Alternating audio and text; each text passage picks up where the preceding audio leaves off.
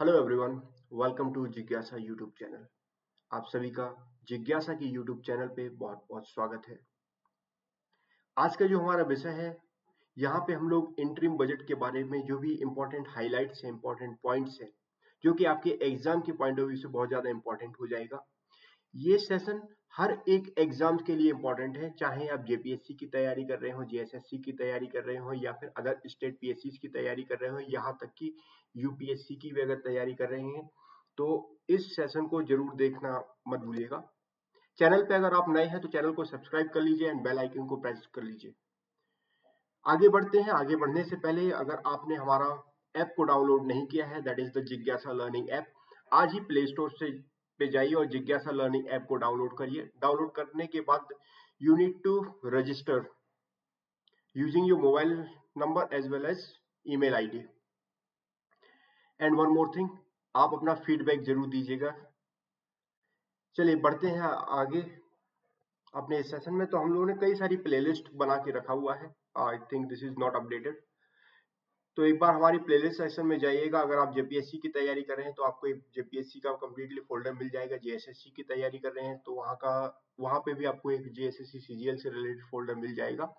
अगर आप SSC, railway और अदर स्टेट पीएससी की भी तैयारी कर रहे हैं तो दिस सेशन इज इम्पोर्टेंट। साथ साथ में हमारी जो भी प्लेलिस्ट है वो आपके हर एक सेशन के लिए इम्पोर्टेंट होगा। स्टार्ट करने से पहले हम लोगों ने अपने जिज्ञासा लर्निंग ऐप पे कुछ बैचेस को लॉन्च कर दिया गया है, जिसमें से हमारे कुछ बैचेस ऑलरेडी लाइव हैं, कुछ लाइव होने वाले हैं। जैसे कि अगर आप झारखंड पब्लिक सर्विस कमीशन की तैयारी कर रहे हैं, पेपर 1 एंड पेपर 2 सेपरेट भी है, हमारा कॉम्बाइंड भी है। कॉम्बाइंड की अगर मैं बात करूं तो 1399 है। सेपरेट अगर आप कोई सिर्फ पेपर 1 ही लेना चाहते हैं तो पेपर 1 आपका 699 में मिल रहा है। अगर सिर्फ आप पेपर 2 लेना चाहते हैं वो 999 में है। इसके अलावा हमारे कई अदर कोर्सेज हैं, जैसे कि रीजनिंग हुआ, general science, computer, Jharkhand GS. और मोस्ट इंपॉर्टेंट ये है कि हमारी 10 तारीख से यानी कि 10 फेब से, कल से ही आपकी जेपीएससी की टेस्ट सीरीज स्टार्ट होने जा रही है, जहां पे आपको पेपर 1 प्लस पेपर 2 के 10+10 मॉक टेस्ट मिलेंगे। आप इस टेस्ट सीरीज में एनरोल होना मत भूलिएगा। अभी जिसका जो प्राइस रखा गया है वो 349 है। जिस दिन बैच स्टार्ट होगा ये प्राइस 499 का हो जाएगा। स्टार्ट करते हैं अपने इस सेशन को। स्टार्ट करने से पहले आपने देखा होगा ये जो हम लोग का कंटेंट है ये पीआईबी में आया हुआ था 1 फरवरी का। अगर आप देखेंगे वहां पे पूरा दिया गया है, लेकिन उसको मैंने अपनी डिवाइड किया गया हर एक अलग अलग ग्रुप में। एक आपको कंसाइज और बेस्ट मटेरियल प्रोवाइड करने के लिए हमारी जिज्ञासा टीम हमेशा तत्पर रहती है, सबसे आगे ही रहती है। ये वीडियो जो भी बच्चे ऐप पे क्लास देख रहे हैं उनके लिए भी है, उनके लिए भी फ्री एक्सेस मिल जाएगा। पेड वालों के लिए भी है, फ्री वालों के लिए भी है, साथ साथ में यूट्यूब पे तो बनी रहेगी। आपके दिमाग में ये आता होगा कि what is this interim budget. Interim budget होता क्या है? क्या होता है कि लाइक जब भी कोई गवर्नमेंट, कोई भी एग्जिस्टिंग गवर्नमेंट, अगर वो इन द कमिंग डेज कोई जनरल इलेक्शन आ रहे हैं, जैसे कि हम लोग को पता है कि 2019 में चुनाव हुआ था, अब 2024 में चुनाव होने जा रहा है। तो 2024 का जो चुनाव होगा वो मई में इसका रिजल्ट आना है, यानी कि अप्रैल में एमसीसी लग जाएगा, मॉडल कोड ऑफ कंडक्ट। ठीक, उससे पहले जो भी एग्जिस्टिंग गवर्नमेंट होगी वो क्या करेगी, एक इंटरिम बजट लेके आएगी। यहाँ पे इंटरिम बजट में हम लोग थोड़ा डिटेल में डिस्कस करेंगे क्या होता है इंटरिम बजट, साथ साथ में बोर्ड ऑफ अकाउंट। तो अभी हाल में पार्लियामेंट में इंटरिम बजट को पेश किया गया है और यहाँ पे उनका विजन दिया है, आउटलाइनिंग द विजन। एक विजन है कि हम लोगों को 2047 तक एक विकसित भारत बनाना है, characterized by the comprehensive and inclusive development across all the sector. हर एक क्षेत्र में। मूव ऑन करते हैं अपने नेक्स्ट टॉपिक को। इंटरिम बजट होता क्या है? अगेन मैं वही आपको बताया, इंटरिम बजट एक ऐसा बजट है जो कि typically introduce by the government, जो ऑनगोइंग जो भी अंडरगोइंग या फिर ट्रांजिशनल फेज में गवर्नमेंट है, या फिर उनका कोई फाइनल ईयर चल रहा है बिफोर द जनरल इलेक्शन, तो उस केस में एग्जिस्टिंग गवर्नमेंट होती है, ये इंटरिम बजट को पेश करती है। इसका मेन मकसद और मेन उद्देश्य यही होता है कि ताकि वो कंटिन्यूटी को मेंटेन कर पाए, किस चीज की, जो भी गवर्नमेंट की जो स्पेंडिंग है एज वेल एज जो वाइटल सर्विस है, जब तक कि कोई नई गवर्नमेंट नहीं आती है, जैसे कि नई गवर्नमेंट आएगी वो बजट को पेश करेगी, कंप्लीट प्रॉपर डिटेल में जो बजट पेश होता है वो उस बजट को पेश किया जाएगा। आपका जो कंटेंट है वो हिंदी और इंग्लिश दोनों ही माध्यम में मिलेगा। मेरा थोड़ा हिंदी वीक है इसलिए मैं उतना ज्यादा नहीं बोल पाता हूँ, लेकिन आप देखिएगा कंटेंट का अगर मैं बात करूं, मैंने दोनों ही लैंग्वेज में रखा हुआ है। अगर यहाँ पे जो प्रीलिम्स के पॉइंट ऑफ व्यू से क्वेश्चन बन सकता है वो क्या है, सबसे पहले कौन सा आर्टिकल लाइक हमारे संविधान में ऐसा कौन सा अनुच्छेद है जिसके अंदर बजट का बात किया गया है।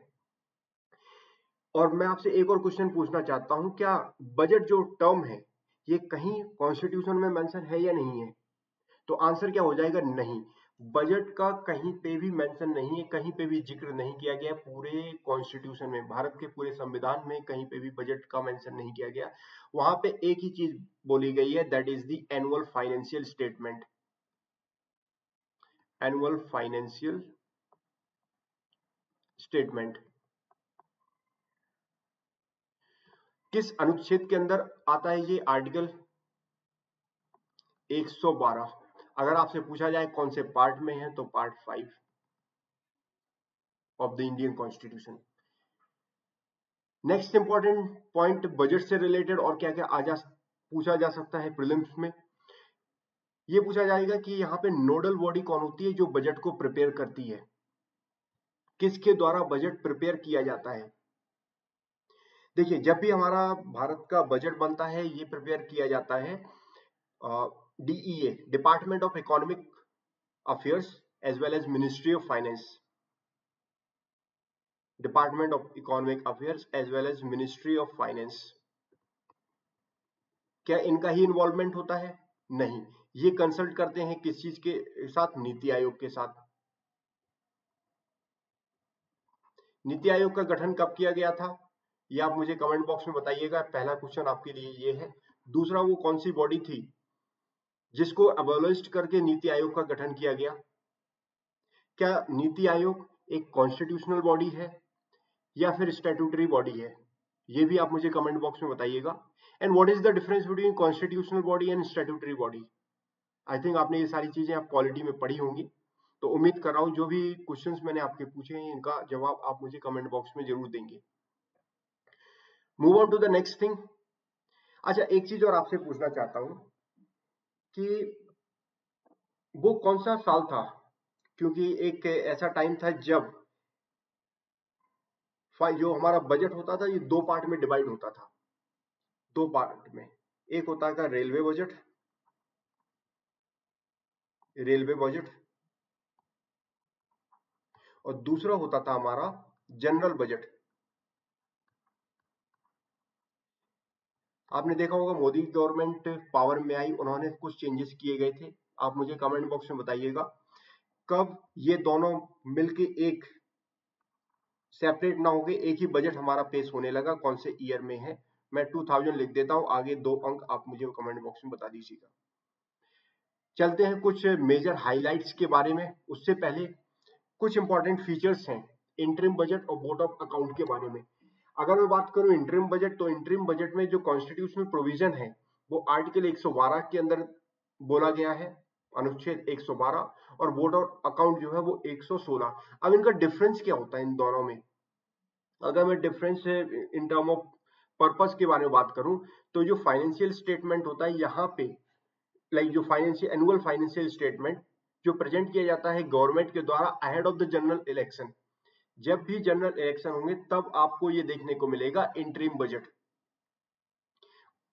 On the other hand board of account की अगर मैं बात करूं, उसका वो कब प्रेजेंट किया जाता है, टू मीट द इसेंशियल्स, जब भी गवर्नमेंट के जो एक्सपेंडिचर हैं उनको पूरा करने के लिए एक लिमिटेड पीरियड के लिए, अंटिल जब तक कोई बजट, जैसे बजट पेश हो गया उसको अप्रूवल नहीं मिल पाया, उस समय के लिए कोई भी एक्सपेंडिचर की जरूरत होती है, उस केसेस में हम लोग बोर्ड ऑफ अकाउंट को लेके आते हैं।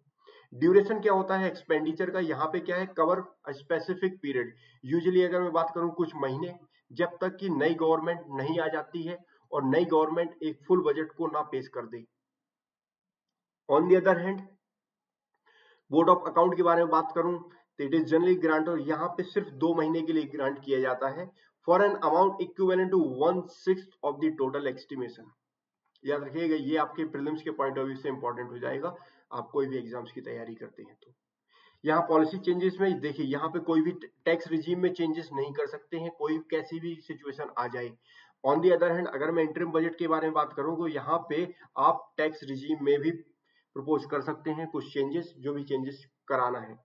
इम्पैक्ट क्या होता है गवर्नेंस पे, इंटरिम बजट के केस में यहाँ पे कंटिन्यूटी मेंटेन की जाती है during the transition period between the two government, क्योंकि एक गवर्नमेंट जा रही होती है दूसरी आ रही होती है, उस केसेस में एक कंटिन्यूटी देखने को मिलता है गवर्नेंस में। यहाँ पे बोर्ड ऑफ अकाउंट में क्या होता है कि ensure the smooth functioning of the government and public service, जब तक कि एक रेगुलर बजट अप्रूव नहीं होता है। I hope this is clear to everyone. अगर आपको कोई भी डाउट हो, कोई भी सुझाव हो, आप कमेंट बॉक्स में जरूर दीजिएगा। I will personally reply to all your comment, and जो भी क्वेरीज होंगी उसको हम लोग रिजॉल्व करेंगे। Move on to the next question, जो मेजर नेक्स्ट क्वेश्चन है, जो हम लोग के मेजर हाइलाइट्स आए हुए हैं इंटरिम बजट को लेकर 2024-25। इस बजट के अंतर्गत कुछ पॉइंट्स में आपको बात करूंगा, जैसे कि इकोनॉमिक ग्रोथ फोरकास्ट हुआ, यानी कि आर्थिक विकास की अनुमानित पर, आई एम रियली सॉरी, थोड़ा हिंदी में आप समझ जाइएगा। इसके अलावा capital expenditure, revenue and expenditure and estimates जो भी हैं, जीएसटी कितना जीएसटी कलेक्शन हुआ है, फिजिकल डेफिसिट क्या है, मार्केट बोरोइंग हम लोगों ने बाजार से कितना उधार लिया है। इसके अलावा टैक्सेशन के बारे में हम लोग बात करेंगे, प्रायोरिटीज किस चीज को दी गई हैं इस इंटरिम बजट में, वुमेन को कितना है, यूथ को कितना है, यानी किसान को कितना है, और कौन कौन से मेजर डेवलपमेंट प्लान हैं, ये हम लोग इस पूरे इंटरिम बजट के सेशन में डिस्कस करेंगे। तो चलिए डिस्कस करते हैं आर्थिक विकास की अनुमानित प्रक्षेपणाएं। तो आरबीआई ने ये प्रोजेक्ट किया गया था, देखिए the projected real GDP growth for the physical year 2023, ये ऑलरेडी ये इनलाइन प्रोजेक्शन जो भी आरबीआई ने जो प्रोजेक्ट किया गया था, जो ऑलमोस्ट हम लोग उसी लाइन पे है, 7.3% पे स्टैंड करते हैं हमारा जो रियल जीडीपी ग्रोथ है। अभी मैं आपसे यहाँ पे 2 क्वेश्चन पूछूंगा। आपने इकोनॉमिक्स में टर्म सुने होंगे, रियल जीडीपी साथ साथ में नॉमिनल जीडीपी, इन दोनों का आप मुझे डिफरेंस बताइए कमेंट बॉक्स में। और मीनवाइल मैं आपको इस जो भी पॉइंट होंगे इनको डिस्कस करने के बाद इन दोनों का डिफरेंस जरूर बताता हूँ। फर्दरमोर अगर हम बात करें आईएमएफ, उसने भी यही रेज किया गया था कि इंडिया का जो ग्रोथ फोरकास्ट है दैट विल बी, और कब 2023-24 फाइनेंशियल ईयर में 6.3%, तो हम लोगों ने काफी ज्यादा अचीव किया हुआ है, इससे ज्यादा। Additionally it forcing India's ascending, India जो है वो 3rd लार्जेस्ट इकोनॉमी बन जाएगा 2027 तक। मैं आपसे 2 क्वेश्चन, एक ही क्वेश्चन यहाँ पे पूछा था, रियल जीडीपी और नॉमिनल जीडीपी में क्या डिफरेंस है, real GDP versus nominal GDP. देखिए रियल जीडीपी अगर हम लोग बात करते हैं तो रियल जीडीपी बेस ईयर पे निकाला जाता है, बेस ईयर, और वेयर एज नॉमिनल जीडीपी की अगर मैं बात करूं तो इसको करंट ईयर पे निकाला जाएगा। बेस ईयर फॉर एग्जांपल 2021 ले लेते हैं, मैं यहाँ पे base year, this is not the correct, लोग देखेंगे, लेकिन मैं मान लिया कि ये बेस ईयर जो है ये डिसाइड कौन करता है, गवर्नमेंट। अगेन अगर क्वेश्चन आ जाता है हु डिसाइड, कौन डिसाइड करता है, तो यहाँ पे बेस ईयर जो है वो गवर्नमेंट डिसाइड करती है, यानी कि भारत सरकार। बेस ईयर अगर कोई एक पर्सन है, एक्स पर्सन है, वो कुछ अपना सामान बेच रहा है, लेट सपोज एक पार्ले जी का बिस्किट है, पार्ले जी, ठीक, उसने 20 यूनिट बेची, उस समय इसका प्राइस था अराउंड 300, आप समझ या 30 समझ लीजिए, तो उसका क्या हो गया 6000, राइट। हाँ, और करंट ईयर में अगर ये समय उसका प्राइस था, द बेस ईयर पे 300 प्राइस, करंट ईयर पे उसका प्राइस जो हो गया वो 500, और अगेन यहाँ पे भी 20 यूनिट, यहाँ पे डिफरेंस क्या हो गया 10,000 उसने बेच दिया, तो ये डिफरेंस आ जाता है नॉमिनल जीडीपी में साथ साथ में and real GDP. Nominal GDP का जो बेस ईयर है वो चेंज हुआ था 2004 एंड 5 से 2011 एंड 12। तो आपके अगर एग्जाम में आता है बेस ईयर को लेकर 2004-5 पहले हुआ करता था, अब इसको चेंज करके 2011-12 कर दिया है। नेक्स्ट इंपॉर्टेंट हाइलाइट्स देख लेते हैं कैपिटल एक्सपेंडिचर में, यानी कि पूंजीगत व्यय 2024 और 25 के लिए पूंजीगत व्यय जो है वो 11.1% इंक्रीमेंट देखने को मिला है। There is a increase in the capital expenditure outlay, और ये चीज अनाउंस किया गया था अभी इंटरिम बजट के दौरान। ये बोला गया है ये जो 11.1% है ये ऑलमोस्ट हमारी जीडीपी का 3.4% कॉन्स्टिट्यूट करता है। हम लोगों ने टोटल कैपिटल एक्सपेंडिचर जो है दैट इज लाइक अब बोल सकते हैं 11 लाख के लगभग किया हुआ है। रेवेन्यू एंड एक्सपेंडिचर एस्टिमेट्स, यानी कि राजस्व और व्यय का आंकलन। टोटल रिसीव यानी कि कुल प्राप्ति हमारे पास अगर हम लोग बोरोइंग को छोड़ के, यानी कि जो हम लोगों ने ऋणों को लिया है उसको हम लोग निकाल देते हैं तो हमारे पास 30.8 लाख रुपए का अनुमान किया जा रहा है, इतना एस्टिमेशन है इस फाइनेंशियल ईयर में। देखिए अभी 2024-5 हमारा जो बजट है वो 1 फेब को पेश किया गया है, और जो फाइनेंशियल ईयर होता है वो अप्रैल से लेके मार्च तक रहता है। तभी जो आपको जब भी ये देखिएगा हमेशा एस्टिमेटेड लिखा रहेगा, एस्टिमेटेड या प्रोजेक्शन। कुल व्यय में बोला जा रहा है कि हमारे पास टोटल 47.66 लाख करोड़ रुपए आने की संभावना है, या और कुल प्राप्ति यानी कुल टोटल टैक्स कर प्राप्ति में बात करें यानी कि टैक्स रिसीप्ट वो 26.02 लाख करोड़ आने की संभावना है। जीएसटी कलेक्शन ऑलमोस्ट देखिए 7th टाइम क्रॉस कर गया है, crossing the 1.6 lakh crore benchmark for the 7th time. हम लोगों का कितना आया है 1.65 लाख करोड़ आ गया था, इतना जीएसटी कलेक्शन किया गया है दिसंबर 2023 तक। फिजिकल डेफिसिट और मार्केट बोरोइंग यानी कि राजकोषीय घाटा और बाजार में उधार लेना। तो ये प्रोजेक्ट किया जा रहा है कि हमारा जो फिजिकल डेफिसिट 2024-25 में है ये एक्सटेंड करेगा around 5.1% of the GDP. Inline जो हमारा ऑब्जेक्टिव है कि हम लोग इसको रिड्यूस कर देंगे 4.5% 2025-26 तक,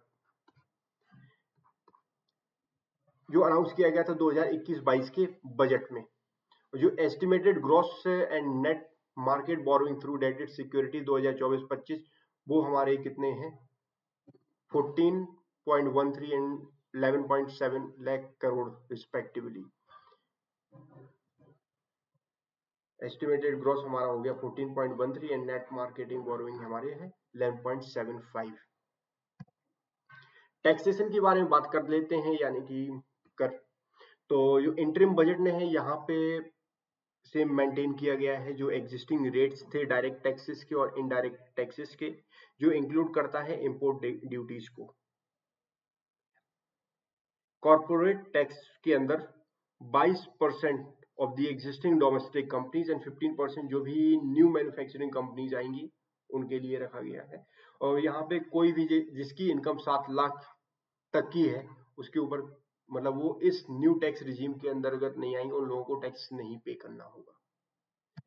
अगली बात करते हैं प्रायोरिटीज किस चीज को दिया है। ज्यादातर फोकस किया गया है पुअर के ऊपर, गरीब के ऊपर, विमेन के ऊपर, यूथ, फार्मर।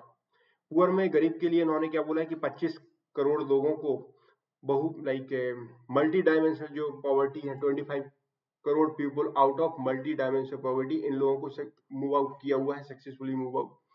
मतलब जो गरीबी में रह रहे थे उसमें से 25 करोड़ रुपए लोगों को बाहर निकाल के आए हैं। साथ साथ में इन लोगों को क्रेडिट असिस्टेंस भी प्रोवाइड किया गया है 78 लाख स्ट्रीट वेंडर अंडर प्रधानमंत्री स्वनिधि योजना। पीएम स्वनिधि कब आई हुई थी ये आप मुझे बताइएगा कमेंट बॉक्स में। ये ज्यादातर आपने सुना होगा लॉकडाउन के टाइम में, जब लॉकडाउन आया हुआ था तब पीएम स्वनिधि की स्कीम को लॉन्च किया गया था। जो भी आपकी स्कीम्स है आप मुझे कमेंट बॉक्स में बताइएगा कि कौन कौन सी स्कीम्स के बारे में आप पढ़ना चाहते हैं, मैं एक सेपरेट वीडियो उस पर लेके आऊंगा। Move on to the next part, that is the women. Women के ऊपर इन्होंने बोला है कि हम लोग लाइक डिस्ट्रीब्यूशन ऑफ 30 करोड़ मुद्रा योजना लोन डिस्ट्रीब्यूट किया गया है फीमेल एंटरप्रेन्योर के लिए, और जिसके अंदर 43% ऑफ वुमेन जो है वो ऑलरेडी एनरोल्ड है स्टेम कोर्सेज के अंतर्गत। स्टेम्स क्या होता है? Science, science and technology, engineering and mathematics. Again support provide किया गया है to 1 crore women through 83 lakhs जो SSGs हैं। आप सेल्फ हेल्प ग्रुप पढ़ेंगे गवर्नेंस में, जो गवर्नेंस वाला पार्ट है वहां पे आपको SSGs के बारे में पढ़ेंगे। इन लोगों को किस तरीके से प्रमोट किया गया है? Promoting through Lakhpati didis. And 28% rise in female enrollment in higher education over the past decade. पिछले दशक के दौरान ये देखने को मिला है उच्च शिक्षा में महिलाओं का जो नामांकन है उसमें वृद्धि देखने को मिली है। वृद्धि कितनी हुई है? 28%। यूथ के बारे में बात करें, यानी कि युवा के बारे में बात करें, तो कौशल भारत मिशन के तहत 1.4 करोड़ युवाओं को प्रशिक्षण किया गया है। Skill India mission has provided training to 1.4 crore young individual, और यहाँ पे इन लोगों को एंकरेज किया गया है, like encouraging entrepreneur ambition with the sanction of 43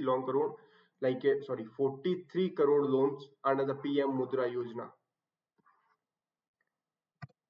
कुछ पॉइंट आपके इंपॉर्टेंट हैं, डायरेक्ट क्वेश्चन बन सकते हैं इंटरिम बजट को लेकर। तो ये जो फैक्चुअल है यहाँ पे हम लोग कुछ ज्यादा एक्स्ट्रा डिस्कस नहीं करना, मैंने जो PIB में आया हुआ था उसी को कंसाइज करके आपको डिटेल में यहाँ पे लेके आ गया हूँ, जो कि आपके एग्जाम के पॉइंट ऑफ व्यू से इंपॉर्टेंट है। किसान के बारे में अगर बात करते हैं तो यहाँ पे डायरेक्टली फाइनेंशियल एड देने की बात की गई और यहाँ पे एक्सटेंड कर दिया है टू 11.8 करोड़ फार्मर्स। किसके थ्रू होगा? हो जाएगा PM किसान। क्रॉप इंश्योरेंस जो है वो कवरेज करेगा, has expanded to 4 crore farmer through Fasal Bima योजना।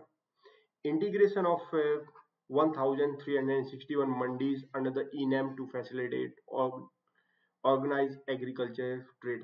संघ, सॉरी, आप हिंदी उसको देख लीजिएगा। नेक्स्ट बात करते हैं रेलवेज में। अब यहाँ तक के जो पॉइंट थे ये मेजर हाइलाइट्स हैं इंटरिम बजट 2024-25। अब इनका कुछ प्लान है, हर एक सेक्टर में लेगा। जो इंपॉर्टेंट था वो मैं यहाँ पे लेके आ गया, बाकी आप इग्नोर कर सकते हैं। अगर मैं बात करूं इंफ्रास्ट्रक्चर को लेके, तो इंफ्रास्ट्रक्चर इन्होंने 3 पार्ट में उसको डिवाइड किया गया है, railway, aviation and urban transport. Urban transport में ये बोला है कि जो भी urban development, advancing urban development किसके थ्रू हो जाएगा? मेट्रो रेल, साथ साथ में नमो भारत इनिशिएटिव्स। एविएशन में जो भी हमारे करंट एयरपोर्ट हैं इसमें एक्सपेंशन होना है, साथ साथ में एक होलिस्टिक डेवलपमेंट कराना है नए एयरपोर्ट्स का, which is the part of Udan scheme. Railways की मैं बात करूं तो implement of 3 segment economic railway corridor program है, जैसे energy, minerals as well as cement corridor. Port connectivity corridor भी होगा and corridors with high traffic densities. Next, जो भी 40,000 जो रेगुलर रेल बोगीज थे उनको कन्वर्जन किया जाएगा टू वंदे भारत स्टैंडर्ड, ताकि हम लोग सेफ्टी, कन्वीनियंस एंड पैसेंजर्स का जो कंफर्ट है उसमें हम लोग इम्प्रूव कर पाए। हिंदी में आपको मिल जाएगा। नेक्स्ट, हाउसिंग सेक्टर को लेके गवर्नमेंट ने इस इंटरिम बजट में क्या प्लान बनाए हुए हैं, क्या क्या मेजर डेवलपमेंट किया गया है। गवर्नमेंट ये बोल रहा है कि government has intent to provide, government ये बोला कि हम आपको सब्सिडीज प्रोवाइड करेंगे ताकि आप कंस्ट्रक्ट करा सकें एक अफोर्डेबल हाउस। और ये कितना अराउंड 30 मिलियन अफोर्डेबल हाउसेस के लिए एक सब्सिडीज प्रोवाइड की जाएगी। ये जो 30 मिलियन अफोर्डेबल हाउस होंगे ये रूरल एरियाज में रहेंगे, रूरल रीजन में। एक स्कीम है that is the housing for middle class, इसको इनिशिएट किया जाएगा ताकि जो मिडिल क्लास के लोग हैं वो परचेज कर पाए और वो अपना अपना घर भी बना सके। नेक्स्ट डेवलपमेंट प्लान जो लेके आए हैं हेल्थ केयर सेक्टर में। हेल्थ केयर सेक्टर में क्या है, यहाँ पे इन्होंने प्रमोट किया हुआ है सर्वाइकल कैंसर वैक्सीनेशन जितनी भी गर्ल्स हैं among the age of 9 to 14 years.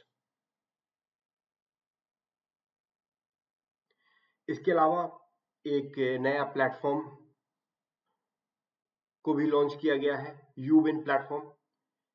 किस चीज के लिए? ताकि immunization initiative under the mission Indradhanush, इसको लॉन्च किया गया है। मिशन इंद्रधनुष के टीकाकरण प्रयासों के लिए यूविन प्लेटफॉर्म को लाइन अप किया जाएगा।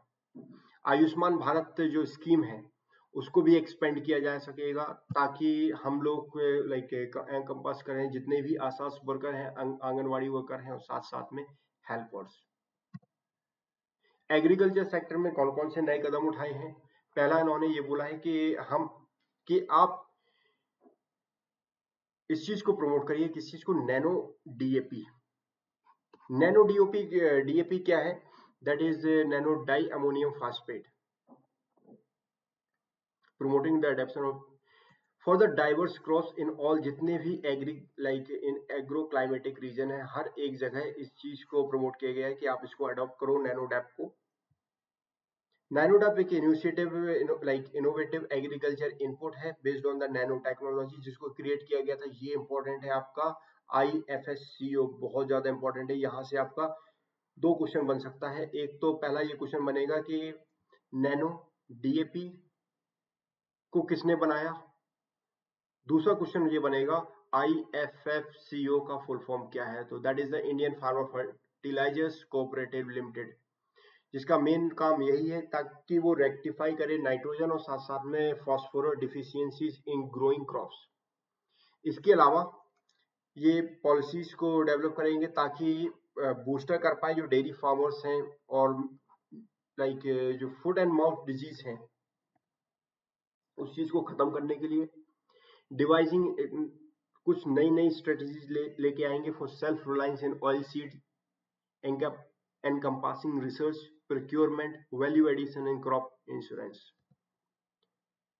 एग्रीकल्चर सेक्टर से रिलेटेड मैं अभी जो भी पॉइंट डिस्कस किए हैं सारे हिंदी में आपको मिल जाएंगे। फिशरीज के लिए एक नया डिपार्टमेंट बनाएगा मत्स्य संपदा, ताकि जो भी प्रॉब्लम्स आती हैं मछुआरों की, वो सारी प्रॉब्लम्स इस मत्स्य संपदा के द्वारा सॉल्व किया जाएगा। अदर्स के लिए कौन कौन से नए डेवलपमेंट किए गए हैं, ये उन्होंने बोला है कि हम लोग एक फंड है 1 लाख करोड़ का, ये क्रेडिट किया जाएगा, offering 55 year interest free loan, ताकि ये स्टिमुलेट कर पाए research and innovative in emerging sector. जितने भी इमर्जिंग सेक्टर है वहां पे रिसर्च एंड इनोवेशन के लिए 1 लाख करोड़ रुपए ऑफर किए जाएंगे, और वी कैन से ये क्रिएट किया जाएगा इस फंड इसका।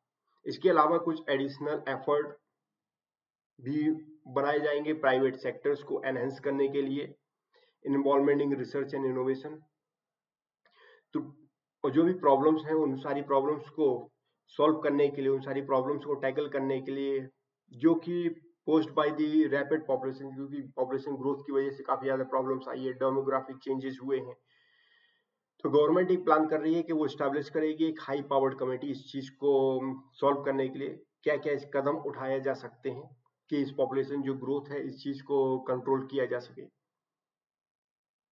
ये जो कमेटी आएगी, कमेटी एक प्रॉपर रिकमेंडेशन देगी in line with the objective of विकसित भारत, जो कि हम लोगों का पहले ही हम लोगों ने देखा हुआ था फर्स्ट पेज में।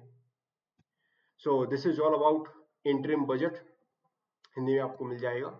आप मुझे फीडबैक जरूर दीजिए। अगर आपको बहुत बेकार लगा हो तो 1 स्टार, ठीक ठाक लगा हो 2, अच्छा लगा हो तो 3, और अच्छा लगा हो तो 4, एक्सीलेंट लगा हो तो 5। मैं एक्सपेक्ट कर रहा हूँ कि ये चीज तो अभी तो नहीं आएगी, आप लोग कई मोस्टली सभी लोग मुझे फर्स्ट टाइम इस प्लेटफॉर्म पे देख रहे हैं, लेकिन आपका फीडबैक मेरे लिए बहुत ज्यादा इंपॉर्टेंट है। जैसा कि मैंने आपसे डिस्कस किया हुआ है कि मैं आपको जो भी इंपॉर्टेंट स्कीम्स हैं उन सब पे वीडियोस लेके आऊंगा एक 10 मिनट शो के अंतर्गत। साथ साथ में करंट अफेयर्स जो 10 मिनट शो है उसको भी हम लोग स्टार्ट कर रहे हैं, सारा आपको रिकॉर्डेड फॉर्म में मिलेगा।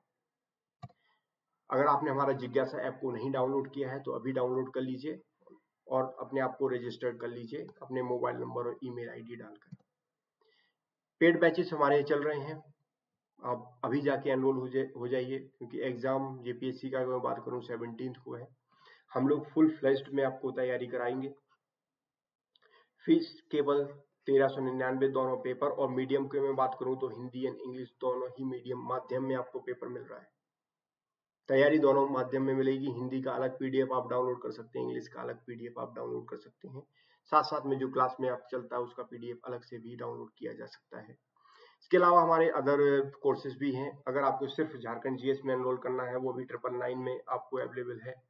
आप इसमें भी जाके एनरोल कर सकते हैं। ये जो बैच है आपके मेंस के पॉइंट ऑफ व्यू से भी इम्पोर्टेंट है। अदर जो बैच है इसमें भी आप एनरोल करा सकते हैं। And test series most important 10 Feb से स्टार्ट हो रही है। आज ही एनरोल कराइए, क्योंकि अगर 10 फेब पे एग्जाम मींस टेस्ट स्टार्ट हो रहे हैं तो ये जो प्राइस है ये 500 और 599 या 499 में आपको मिलेगा। So thank you everyone, thank you for joining this session. Do take care, bye bye.